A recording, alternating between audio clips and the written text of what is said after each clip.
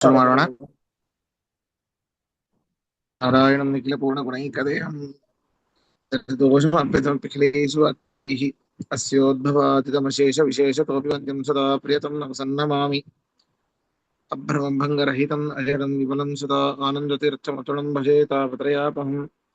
ಪೃಥ್ವೀಮಂಡಲಮಧ್ಯಸ್ಥಾಃ ಪೂರ್ಣಬೋಧಮತಾನುಗಾಃ ವೈಷ್ಣವಾಃ ವಿಷ್ಣುಸದಯಾಃ ತಾನ್ನಮಸ್ಯೆ ಗುರುನ್ ನಮಃ. नमः श्रीपादराजाय नमस्ते व्यासयोगिने नमः पुरन्दरार्याय विजयार्याय ते नमः.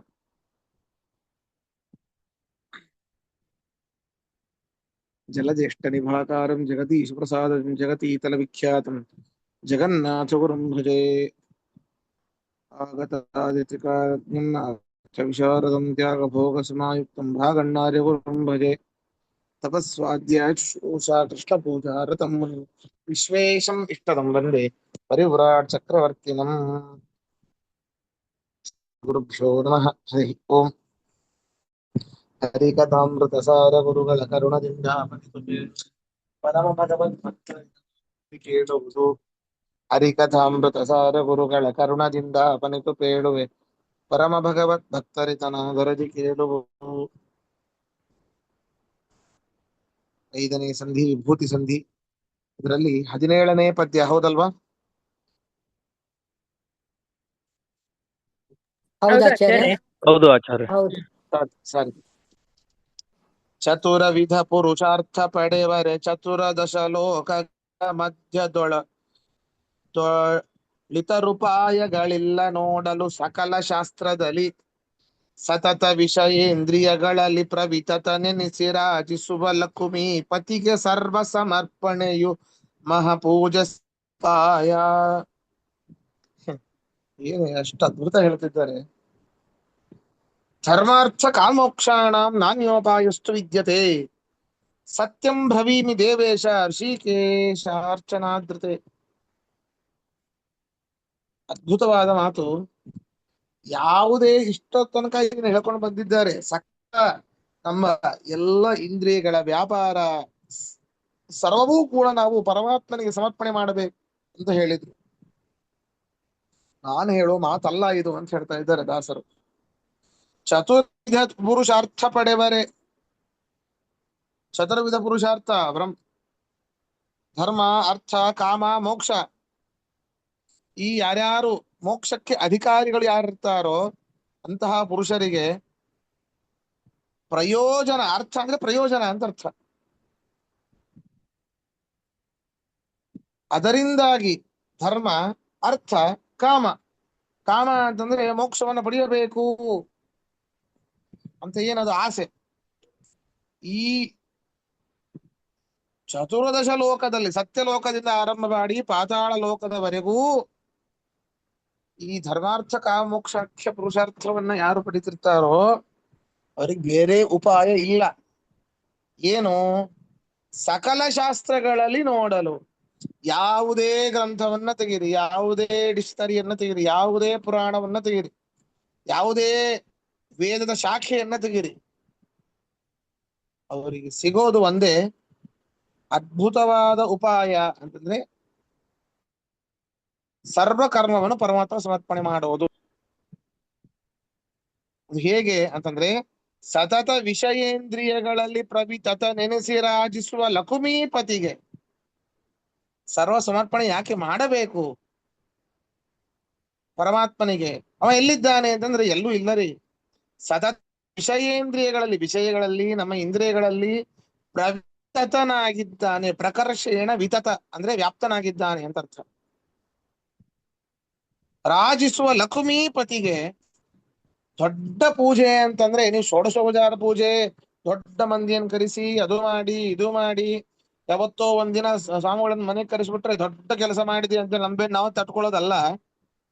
ಪ್ರತಿನಿತ್ಯ ನೀವು ಪಂಚಭಕ್ಷ ಪರಮಾನ್ನ ಮಾಡಿ ಪರಮಾತ್ಮನಿಗೆ ನೈವೇದ್ಯ ತೋರಿಸಿದ್ರೆ ಅದು ಉಪಯೋಗ ಇಲ್ಲ. ಇನ್ನೇನು ನಮ್ಮ ಇಂದ್ರಿಯಗಳಲ್ಲಿ ನಾವು ವಿಷಯ ಸಂಪರ್ಕದ ಮೂಲಕ ನಮ್ಮ ಇಂದ್ರಿಯಗಳ ಏನು ಸುಖಗಳನ್ನು ಅನುಭವಿಸ್ತೇವೋ, ನಮ್ಮ ಇಂದ್ರಿಯಗಳಲ್ಲಿ ಏನೇನು ಉಂಟಾಗುತ್ತೋ ಅದನ್ನ ಸರ್ವ ಕರ್ಮವನ್ನೂ ಕೂಡ ಸರ್ವ ಸಮರ್ಪಣೆಯೇ ಮಹಾಪೂಜೆ ಪರಮಾತ್ಮನಿಗೆ ಅಂತ ಸಕಲ ಶಾಸ್ತ್ರದಲ್ಲಿಯೂ ಕೂಡ ಹುಡುಕಾಡಿದ್ರೆ ಬೇರೆ ಪೂಜೆ ಸಿಗೋದಿಲ್ಲ. ಇದಕ್ಕಿಂತ ಮಹಾಪೂಜೆ ಇನ್ಯಾವುದೂ ಇಲ್ಲ. ಸದುಪಾಯ, ಅದ್ಭುತವಾದ ಉಪಾಯ. ಯಾವ ಧಾವತಿ ಇಲ್ಲ ಇದಕ್ಕೆ, ಯಾವ ಕಷ್ಟ ಇಲ್ಲ ಇದಕ್ಕೆ, ಯಾವ ಖರ್ಚು ಇಲ್ಲ ಇದಕ್ಕೆ. ಹೇಳಿದ್ರು ಹಿಂದಿನ ಶ್ಲೋಕದಲ್ಲಿ ನೋಡಿದ್ರೆ, ಮನವಚನ ಕಾಯಕ ಪ್ರದಕ್ಷಿಣೆ ಯನು ದಿನದಿ ಸರ್ವತ್ರ ವ್ಯಾಪಕ ವನರುಹೇಕ್ಷಣ ಗರ್ಪಿಸುತ್ತ ಮೋದಿಸುತ್ತಲಿರು ಸತತ. ನಾವೇನು ಮನಸ್ಸಿನಲ್ಲಿ ನಮ್ಮ ಕಾಯದಲ್ಲಿ ಇರುವಂತಹ ಆ ವಚನ ಮೊದಲಾದ ದಶೇಂದ್ರಿಯಗಳು ಏನಿವೆ, ಅದರಲ್ಲಿ ನಮ್ಮ ಮನಸ್ಸು ಏನು ವಿಹಾರ ಮಾಡುತ್ತೆ, ತಿರುಗ್ತಾ ಇರ್ತದೆ, ಅದೇ ಪ್ರದಕ್ಷಿಣೆ ಪರಮಾತ್ಮನಿಗೆ.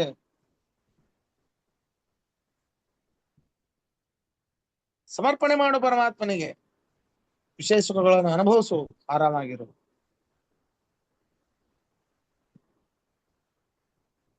ಆದ್ರಿಂದ ಸಕಲ ಶಾಸ್ತ್ರವು ಹೇಳುವಂಥದ್ದು ಬೇರೆ ಬೇಡ, ನಿಮ್ಮ ಶರೀರ ಅನ್ನುವಂಥದ್ದು ನೋಡ್ರಿ, ಅದಕ್ಕೆ ಹೇಳೋದು ಪರಮಾತ್ಮ ಕೊಟ್ಟಿರುವಂತ ಇಂಥ ಅದ್ಭುತವಾದ ಶರೀರ, ನಾವು ನಮ್ಮ ಶರೀರವನ್ನ ನಾವೇ ಕೆಡಿಸ್ಕೊಂಡ್ರೆ ಇದೊಂದು ಮಂದಿರ ತರ. ಎಷ್ಟು ಉಪಯೋಗ ಇದೆ ಇದರಿಂದ, ಎಷ್ಟು ನಾವು ಅದ್ಭುತವಾದ ಪುಣ್ಯ ಸಂಪಾದನೆಯನ್ನ ಮಾಡಬಹುದು, ಅಮೋಘವಾದ ಪುಣ್ಯ ರಾಶಿಯ ಸಂಪಾದನೆ ಮಾಡಬಹುದು. ಇಂತಹ ಸದುಪಯುಕ್ತವಾದ ಶರೀರವನ್ನ ಇತರೆ ವ್ಯಸನಗಳಿಗೆ ನಾವು ಬಲಿಯಾಗಿ ಇದನ್ನ ಕೆಡಿಸ್ಕೊಂಡ್ರೆ ಪಾಪ ಬರ್ಲಾರ್ದು ಇನ್ನೇನು ಬರ್ತದೆ? ನನ್ನ ಶರೀರ, ನನ್ನ ದುಡ್ಡು, ನಾವು ತಿಂತೇವೆ, ನಾವು ಕುಡಿತೇವೆ, ನಾವು ಸೇದುತ್ತೇವೆ ಅಂತಂದ್ರೆ ಹೇಗ್ ಸರಿ? ಆತ್ಮಹತ್ಯೆ ಮಹಾಪಾಪ ಯಾಕೆ? ಇದಕ್ಕೆ ಇಂತಹ ಅದ್ಭುತವಾದ ಶರೀರ ಕೊಟ್ಟಿದ್ದಾನೆ ಪರಮಾತ್ಮ. ಇಷ್ಟು ಉಪಯೋಗ ಇದೆ. ಎಲ್ಲೂ ಹೋಗ್ಬೇಡಿ, ಕುಳಿತಲ್ಲೇ ಪರಮಾತ್ಮ ಸಮರ್ಪಣೆ ಮಾಡಿ, ಪುಣ್ಯ ರಾಶಿ ರಾಶಿ ರಾಶಿ ಬರ್ತದೆ. ಆದ್ದರಿಂದ ಇದೇ ದೊಡ್ಡ ಮಹಾಪೂಜೆ. ಹೀಗೆ ಸರ್ವ ಕರ್ಮ ಸಮರ್ಪಣೆ ಅನ್ನೋದು ಬಹಳ ಮುಖ್ಯ. ಇದಕ್ಕಿಂತ ಹೊರತಾಗಿ ಇದಕ್ಕಿಂತ ಅದ್ಭುತವಾದ ಉಪಾಯ ಯಾವ ಶಾಸ್ತ್ರಗಳಲ್ಲೂ ಯಾರೂ ಕೂಡ ಹೇಳಿಲ್ಲ ಅನ್ನೋದನ್ನ ಇದರಲ್ಲಿ ಒತ್ತಿ ಒತ್ತಿ ಹೇಳ್ತಾ ಇದ್ದ. ಪ್ರಶ್ನೆ ಇದ್ರೆ ಕೇಳಿ.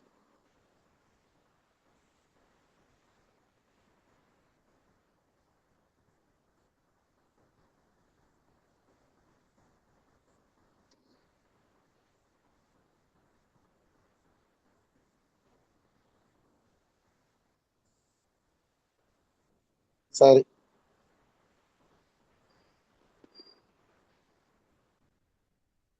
ಮುಂದೆ ಹೋಗೋಣ. ಗೋಳಕವೇ ಕುಂಡಾಗ್ನಿಕರಣವು ಮೇಲೊದಗಿ ಬಹ ವಿಷಯ ಸಮಿದೆಯು ಗಾಳಿ ಯತ್ನವು ಕಾಮಧೂಮವು ಸನ್ನಿಧಾನಾರ್ಚಿ ಮೇಲನವೇ ಪ್ರಜ್ವಾಲೆ ಕಿಡಿಗಳು ತೂಳಿದಾನಂದಗಳೇ ತತ್ತತ್ ಕಾಲ ಮಾತುಗಳೆಲ್ಲ ಮಂತ್ರಾಧ್ಯಾತ್ಮ ಯಜ್ಞವಿದು.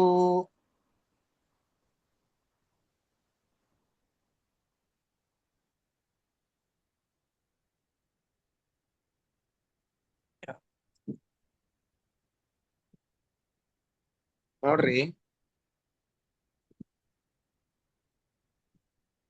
ಶಬ್ದಾದೀನ್ ವಿಷಯಾನನ್ಯೇ ಇಂದ್ರಿಯಾಗ್ನಿಷು ಜುಕ್ಫತಿ.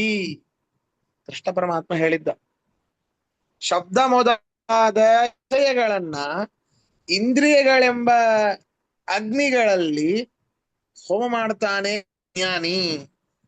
ಕೆಲವೊಂದು ಜ್ಞಾನಿಗಳು ಹೀಗೆ ಮಾಡ್ತಾರೆ ಅಂತ ಅದನ್ನ ಹೇಳ್ತಾ ಇದ್ದಾರೆ ಈಗ ಇಲ್ಲಿ. ಯಾವ್ದ್ಯಾವ್ದಪ್ಪ, ಯಾವ್ದ್ಯಾವ್ದು ವಸ್ತುಗಳು ಯಾವ್ದ್ಯಾವ್ದು ಅಂತ. ಗೋಳಕವೇ ಕುಂಡ, ಹೋಮದ ಕುಂಡ ಅಂತ ಏನಿರ್ತದೆ ಅದು ಗೋಳಕ. ನಾ ಹೇಳಿದ್ದೇನೆ, ಇಂದ್ರಿಯ ಗೋಳಕ ಬೇರೆ, ಅದರಲ್ಲಿ ಇರುವಂತಹ ಇಂದ್ರಿಯ ಬೇರೆ. ಆ ಗೋಳಕವೇ ಕುಂಡ, ಅದರಲ್ಲಿ ಇರುವಂತಹ ಇಂದ್ರಿಯ ಏನಿದೆ ಅದು ಅಗ್ನಿ.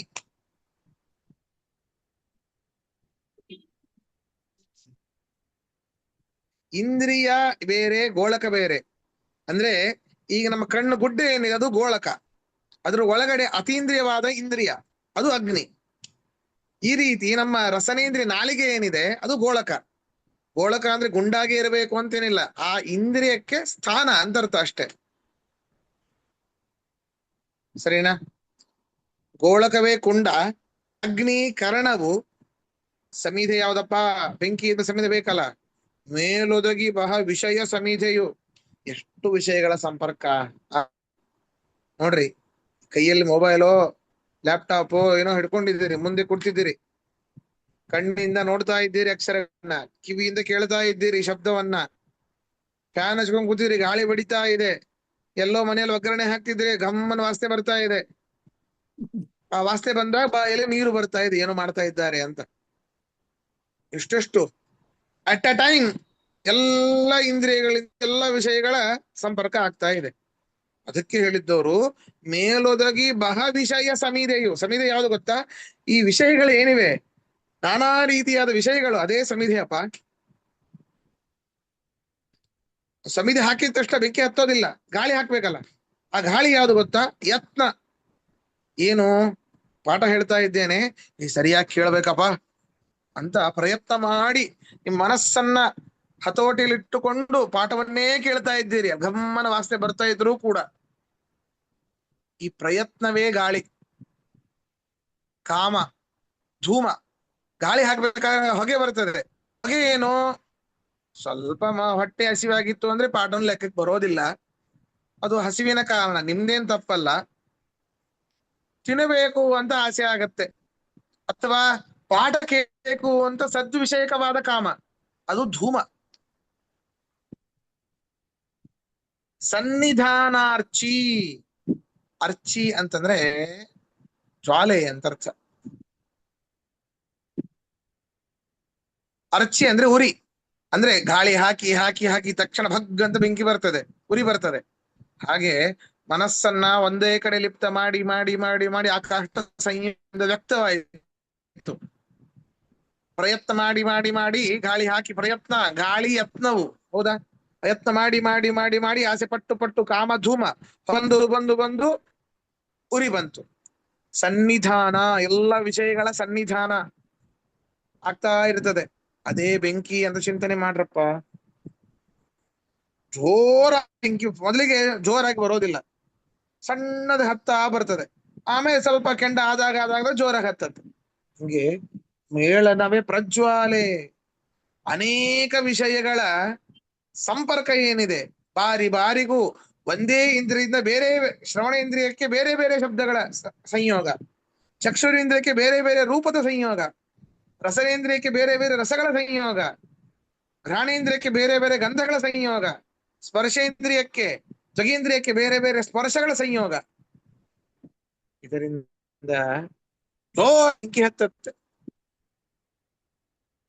ದೊಡ್ಡದಾದ ಉರಿ ಬರ್ತದೆ. ತೂಳಿದಾನಂದಗಳೇ.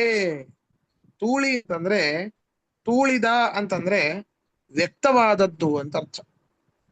ಏನು ಕೊನೆಗೆ ಏನಾಯ್ತು ನಮಗೆ? ಅದ್ಭುತವಾದ ಇಂಪಾದ ಮೇಲೆ ಮೇಲೆ ಸಂಗೀತ ಕೇಳ್ತಾ ಇದ್ವಿ, ಎಂಥ ಆನಂದ! ಪಾಠಕ್ಕಿಂತ ಹೆಚ್ಚಿನ ಆನಂದ. ಅದ್ಭುತವಾದ ಗಂಧ ಬರ್ತಾ ಇದೆ, ಕೈಯಲ್ಲಿ ಅದ್ಭುತವಾದ ಯಾವುದೋ ವಸ್ತುವನ್ನು ಇಟ್ಕೊಂಡಿದ್ದೀರಿ, ಬಾಯಿಗೆ ಹಾಕ್ತೀರಿ, ಅಲ್ಲಿಯೂ ಆನಂದ, ಮೂಗಿಗೂ ಆನಂದ. ತಂಗಾಳಿಯಲ್ಲಿ ಎಲ್ಲೋ ಹೊರಗಡೆ ಕುಳಿತಿದ್ದೀರಿ, ತಣ್ಣಗಿನ ಎಸಿಯಲ್ಲಿ ಕುಳಿತಿದ್ದೀರಿ, ಅದನ್ನೂ ಆನಂದ. ಈ ವ್ಯಕ್ತವಾದದ್ದು ಕೊನೆಗೆ ಉರಿ ಬಂದು ಬಂದು ಬಂದು ಒಂದು ಆನಂದ ಆಗತ್ತೆ, ಉರಿ ಬಂದು.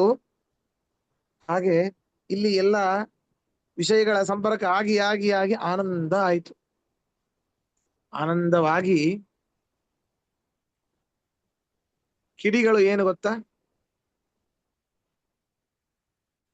ಇದೆ, ಈ ಆನಂದಗಳೇ ಕಿಡಿಗಳು. ಬೆಂಕಿ ಬಂದ ಮೇಲೆ ಕಿಡಿಗಳು ಬಂದೇ ಬರ್ತದೆ, ಚಟ ಚಟ ಚಟ ಚಟ ಸಣ್ಣ ಸಣ್ಣ ಹಾರ್ತವೆ, ಹೌದಾ? ಈ ಉರಿಯಿಂದ ಹೊರಡತ ಕಿಡಿಗಳು ಏನು? ಜೋರಾಗಿ ಹತ್ತಿರುವ ಬೆಂಕಿಯಿಂದ ಬರುವಂತ ಕಿಡಿಗಳ ಏನು ಅಂತಂದ್ರೆ ಈ ಆನಂದವೇನೇ ಕಿಡಿಗಳು. ಮಾತುಗಳೆಲ್ಲ ವೇದ ಮಂತ್ರ. ಆಹಾ, ಎಂತಹ ರುಚಿ, ಎಂತಹ ಶಬ್ದ, ಎಂತಹ ಸ್ಪರ್ಶ, ಎಂತಹ ರೂಪ, ಎಲ್ಲವನ್ನೂ ಹೇಳುತ್ತೇವೆ. ಇದರ ಬಗ್ಗೆ ವರ್ಣನೆಯನ್ನ ಮಾಡ್ತೇವೆ, ಮಾತಾಡ್ತೇವಲ್ಲ. ಏ, ಫಸ್ಟ್ ಕ್ಲಾಸ್ ಆಗಿತ್ತಪ್ಪ, ಫ್ಯಾಂಟಾಸ್ಟಿಕ್ ಆಗಿತ್ತು, ಭಾರಿ ಆಗಿದೆ, ಅದ್ಭುತ ಮಾಡಿದೆ, ಅದ್ಭುತ ಹಾಡಿದೆ, ಆಹಾ ಇದರ ಸ್ಪರ್ಶ ಎಷ್ಟು ಅದ್ಭುತ ಇದೆ, ಎಷ್ಟು ಮೆತ್ತಗಿದೆ, ಎಲ್ಲ ರೀತಿಯೂ ಮಾತಾಡ್ತೇವಲ್ಲ. ಈ ಮಾತುಗಳೇ ವೇದ ಮಂತ್ರಗಳು.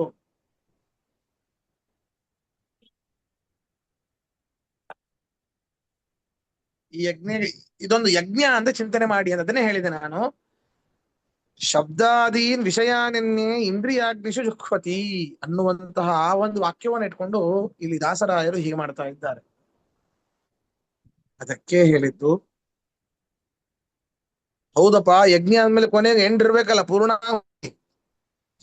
ಅದನ್ನ ಆ ವಿಷಯ ಸುಖವನ್ನ ಅನುಭವಿಸಿ ಅನುಭವಿಸಿ ಅನುಭವಿಸಿ ಕೊನೆಗೆ ಏನು ಅಬ್ಬಾ ತೃಪ್ತಿ ಆಯ್ತಪ್ಪ ಅಂತ ಏನ್ ಹೇಳ್ತಿರೋ ಅದೇ ಸಂಪೂರ್ಣಾಹುತಿ. ಪೂರ್ಣಾಹುತಿ ಅದೇ. ಅಂದ್ರೆ ಅವ್ರು ಹೇಳ್ತಿದ್ರೆ, ಇಂತಹ ನಿಷ್ಠೆಯಿಂದ ಯಜ್ಞ ಮಾಡಿದ್ರು ಏನೋ ಒಂದು ತಪ್ಪಾಗೋದೆ. ಧಾರ್ಮಿಕವಾದದ್ದು ನಿಜವಾಗಲೂ ಕೊಂಡವನ್ನ ಹಾಕಿ, ಕೆಂಡವನ್ನ ಹಾಕಿ, ಕಟ್ಟಿಗೆ ಇಟ್ಟು ಪ್ರಯತ್ನ ಮಾಡಿ ಗಾಳಿ ಹಾಕಿ ಉರಿ ಬರಿಸಿ ಮಂತ್ರಗಳನ್ನು ಹೇಳಿ ಅದು ಬಹಳ ಕಷ್ಟ. ಅದು ಏನೋ ಒಂದು ಲೋಪ ಆಗತ್ತೆ. ಆದ್ರೆ ಇವುಗಳಲ್ಲಿ ನಾವು ಲೋಪ ಎಂದಾದ್ರೂ ಕಡಿಮೆ ಮಾಡಿದೀವ? ಇದರಲ್ಲಿ ಸ್ವಲ್ಪ ವಿಚಾರ ಮಾಡಿ. ಕಿವಿಗಳಿಗೆ ಏನೇನು ಕೇಳಿಸ್ಬೇಕು ಎಲ್ಲವನ್ನೂ ಕೇಳಿಸಿದ್ದೇವೆ, ಕಣ್ಣೊಳಗೆ ಏನೇನು ನೋಡಿಸ್ಬೇಕು ಎಲ್ಲವನ್ನೂ ನೋಡಿಸಿದ್ದೇವೆ, ಮೂಗಿನಿಂದ ಏನೇನು ಆಘ್ರಾಣಿಸಬೇಕು ಎಲ್ಲವನ್ನೂ ಆಘ್ರಾಣಿಸಿದ್ದೇವೆ ಬೇಕಾದನ್ನ. ಹೀಗೆ ಆಯಾಯ ಇಂದ್ರಿಯಗಳಿಗೆ ಏನೇನು ಮಾಡಿಸ್ಬೇಕು ಎಲ್ಲವನ್ನೂ ಮಾಡಿಸಿ ಆಗಿದೆ. ಅದೇ ತೃಪ್ತಿ ಆಗಿದೆ ಅಲ್ಲ. ಹೇಗೆ ಎಷ್ಟು ತೃಪ್ತಿ ಆಗಿದೆ ಅಂದ್ರೆ, ನಮಗೆ ದುಗ್ಧದೋಹಾ ನಿರೀಂದ್ರಿಯಾ ಜಗ್ಧತೃಣ ದುಗ್ಧದೋಹಾ ನಿರೀಂದ್ರಿಯಾ. ನಚಿಕೇತ ತನ್ನ ತಂದೆಗೆ ಹೇಳ್ತಾನೆ, ಎಂಥ ಹಸುಗಳನ್ನ ದಾನ ಕೊಡ್ತೀಯಪ್ಪ. ಎಲ್ಲಾ ಪೀತೋದಕಾಹ ಜಗ್ಧತೃಣಾಹ ದುಗ್ಧದೋಹಾಹ ನಿರೀಂದ್ರಿಯಾ. ಇದರ ಹಣೆಯಲ್ಲಿ ಎಷ್ಟೆಷ್ಟು ನೀರು ಕುಡಿಯಬೇಕು ಅಂತ ಬರೆದಿತ್ತು, ಎಲ್ಲ ನೀರು ಕುಡಿದು ಹೋಗಿದೆ. ಎಷ್ಟೆಷ್ಟು ಹುಲ್ಲು ತಿನ್ನಬೇಕು ಅಂತ ಬರೆದಿತ್ತು, ಅಷ್ಟೆಷ್ಟೆಲ್ಲ ಹುಲ್ಲು ತಿಂದಿದೆ. ಎಷ್ಟೆಷ್ಟು ಹಾಲು ಕೊಡಬೇಕು ಅಂತ ಬರೆದಿತ್ತು, ಅಷ್ಟೆಲ್ಲ ಹಾಲು ಕೊಟ್ಟಿದೆ. ಅಂತಹ ಹಸುಗಳನ್ನು ಕೊಡ್ತೀಯಲ್ಲ ಅಂತ. ಹಂಗೆ ವಿಷಯ ಸುಖಗಳನ್ನ ಅನುಭವಿಸಿ ಅನುಭವಿಸಿ ಅನುಭವಿಸಿ ಎಲ್ಲವೂ ಮುಪ್ಪಾಗಿ ಹೋಗಿದೆ. ಕಣ್ಣಿಗೆ ಚಸ್ಮಾ ಬಂದಿದೆ, ಕಿವಿಗೆ ಮಿಷನ್ ಬಂದಿದೆ, ಸ್ಪರ್ಶ ಅಷ್ಟು ಗೊತ್ತಾಗ್ತಾ ಇಲ್ಲ ಮೊದಲಿನ ಹಾಗೆ. ಕೈಕಾಲುಗಳು, ಜ್ಞಾನೇಂದ್ರಿಯಗಳು ಬಿಟ್ಬಿಡಿ, ಕರ್ಮೇಂದ್ರಿಯಗಳಲ್ಲೂ ಅಷ್ಟು ಶಕ್ತಿ ಇಲ್ಲ. ಎಷ್ಟೆಷ್ಟು ಓಡಾಡಬೇಕು, ಎಷ್ಟೆಷ್ಟು ಮಾಡಬೇಕು, ಏನೇನು ಕೆಲಸ ಮಾಡಬೇಕು ಎಲ್ಲವನ್ನು ಮಾಡಿ ಮುಗಿಸಿಬಿಟ್ಟಿದೆ. ಯಾಕದು ಸಂಪೂರ್ಣ ಎಲ್ಲವನ್ನು ಅನುಭವಿಸಿ ಆಗಿದೆ. ಅದೇ ಪೂರ್ಣಾಹುತಿ ಅಂತ ಸಮರ್ಪಣೆ ಮಾಡಿ ಅಂತ ಹೇಳ್ತಾರೆ. ಅದೇ ಪೂರ್ಣಾಹುತಿ. ಆಧ್ಯಾತ್ಮ ಯಜ್ಞವಿದು. ಇಷ್ಟು ಅದ್ಭುತ ರೀ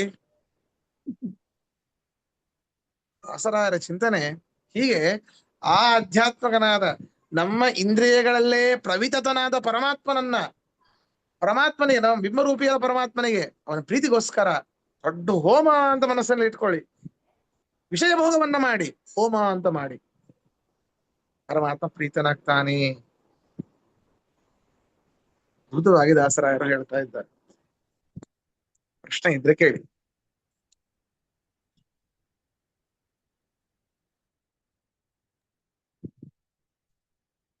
ಈ ಅಧ್ಯಾತ್ಮ ಯಜ್ಞದ ಐಡಿಯಾ ತುಂಬಾ ಚೆನ್ನಾಗಿದೆ ಆಶ್ಚರ್ಯ. ಇಷ್ಟು ನಾವಾಗ್ಲೇ ಆ ಸ್ಟೇಜಿಗೆ ಸೇರಿದ್ದೀವಿ.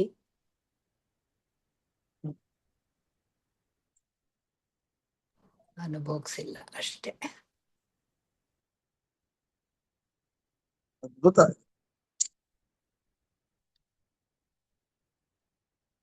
ಆ ಸ್ಟೇಜ್ ಸೇರಿದೀವಿ ಅಂತಲ್ಲ, ಯಾರು ಸೇರಿದಾರೋ ಯಾರು ಸೇರಿಲ್ವೋ, ಒಂದು ಅವರು 30ರ ತನಕ ಅವರ ಜೀವಮಾನ ಮುಗೀತು ಅಂತಂದ್ರೆ, ಅಷ್ಟು 30ರ ಆಯುಸ್ ತನಕ ಅಷ್ಟೆಲ್ಲ ಕಳೆದಿದ್ದಾರೆ. ಒಂದು 35-40 ಅಂತಾನೆ ಇಟ್ಕೊಳ್ಳಿ. 40 ವಯಸ್ಸಿನ ತನಕ ಅವರ ಜೀವಮಾನ ಕಳೆದಿದ್ದಾರೆ ಅಂತಂದ್ರೆ ಎಲ್ಲವನ್ನು ಅವರು ಸಂಪೂರ್ಣಗೊಳಿಸಿದ್ದಾರೆ ಅಂತ ಅರ್ಥ, ಯಾವ ಇಂದ್ರಿಯಗಳಿಂದ. ಆದ್ರೂ ಭಗವಂತನಿಗೆ ಸಮರ್ಪಣೆ ಮಾಡೋದು ಎಲ್ಲದಕ್ಕೂ ಬಂದಿಲ್ಲ ಆಚಾರ್ಯ. ಫ್ರಾಂಕ್ ಅದು ಬಂದಿಲ್ಲ. ಹೌದು. ಬರೀ ದೇವ್ರ ಮನೇಲಿ ಇರೋವಾಗ ಅಷ್ಟೇ ನಂದೇನದು ಸ್ವಾಮಿ ಅಂದ್ಕೊಂಡು ಸಮರ್ಪಣೆ ಮಾಡೋದಷ್ಟೇ ಬರ್ತಾ ಇದೆ. ಇನ್ನು ಬೇರೆ ವಿಷಯಗಳಿಗೆ ಇನ್ನೂ ಬರ್ಬೇಕು. ನಂದೇನದು ಸ್ವಾಮಿ ಅಂತ ದೇವರ ಮನೆಯಲ್ಲಿ ಅಷ್ಟೇ. ಆಮೇಲೆ ಹೊರಗಡೆ ಬಂದ್ಮೇಲೆ ಎಲ್ಲಾ ನಂದೇ ಅಂತ. ಎಲ್ಲಾ ನಂದೇ. ಆಸೆನೆ ಹೋಗಿಲ್ಲ ಆಚಾರ್ಯ ನಮ್ಗೆ. ಹೋಗಿಲ್ಲ. ಆಸೆನೆ ಹೋಗಿಲ್ಲ. ಆಸೆ ಹೋದ್ರೆ ಎಲ್ಲ ಹೊರಟೋಗುತ್ತೆ. ಅದೊಂದೇ ಕೂತಿರೋದು, ಅದೊಂದು ಬಿಟ್ಟು ಇನ್ನೆಲ್ಲಾರು ಬಂದಿದೆ, ಆಸೆ ಒಂದು ಹೋಗಿಲ್ಲ ಅಷ್ಟೇ. ಆಸೆ ಹೋಗಿಲ್ಲ, ಎಲ್ಲಾ ವಿಷಯದಲ್ಲೂ ಆಸೆಗಳಿವೆ ಇನ್ನು, ಅದಕ್ಕೆ ಅದರಿಂದ ಹೇಳಿದ್ದು, ಹೋಗೋದು ಕಷ್ಟ. ಅದೊಂದು ಹೋಗ್ಬೇಕು, ಅದು ಹೋದ್ರೆಲ್ಲ ಸರಿ ಆಗತ್ತೆ. ಹ್ಮ್. ಅಂದ್ರೆ ಆದ್ರೂ ಏನ್ ಗೊತ್ತಾ, ಈಗ ನಮ್ಮ ಇಂದ್ರಿಯಗಳಲ್ಲಿ ಶಕ್ತಿ ಕಡಿಮೆ ಆಗಿದೆ, ಆದ್ರೆ ಆಸೆ ಕಡಿಮೆ ಆಗಿಲ್ಲ. ಹಾ ಅದೇ, ಅದಿನ್ನೂ ಕಷ್ಟ ಆಚಾರ್ಯ, ಅದು ಆ ಒಬ್ಬ ಸ್ಟೇಜ್ ಇನ್ನೂ ಅಜ್ಜಿ, ಕಷ್ಟ. ಒಬ್ಬಳ ಅಜ್ಜಿ ತನ್ನ ಮೊಮ್ಮಗನಿಗೆ ಚಕ್ಲಿ ಮಾಡ್ಕೊಟ್ಲಂತೆ. ಅವನು ತಿಂತಾ ತಿಂತಾ ತಿಂತಾ ತಿಂತಾ ಹೋದ ಅಜ್ಜನ ಹತ್ರ. ಏನೋ ಇದು ಅಂತ ಕೇಳ್ದ. ಅಜ್ಜಿ ಚಕ್ಲಿ ಮಾಡಿದಾಳೆ ಅಂತ. ಅಜ್ಜ ಅಂದ, ನನಗೂ ಒಂದೆರಡು ತಗೊಂಬಾರೋ ಅಂತ.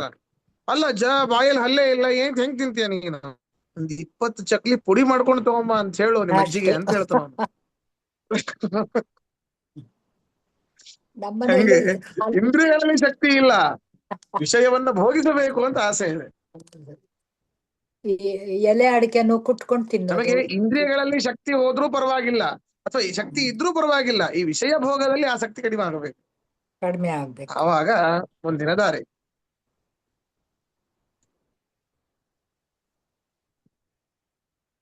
ಏನು ಮಾಡಿದ್ರು ಕಡಿಮೆ ಆಗೋದಿಲ್ಲ.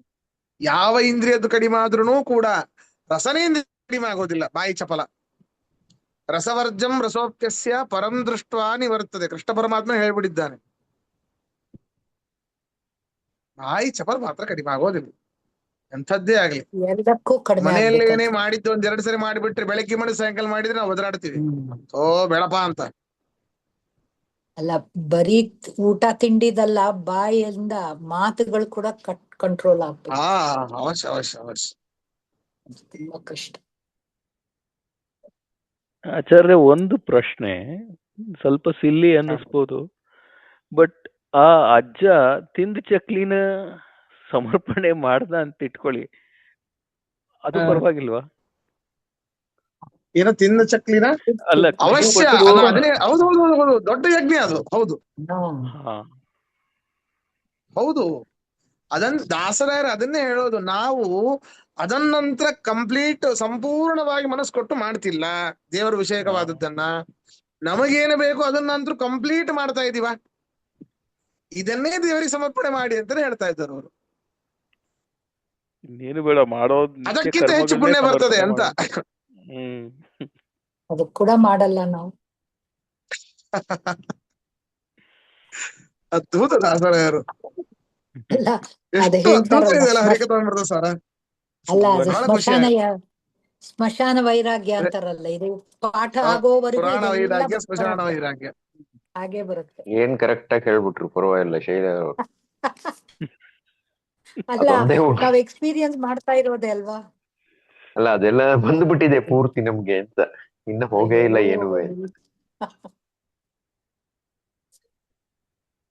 ಬಹಳ ಕಷ್ಟ. ಬಹಳ ಕಷ್ಟ.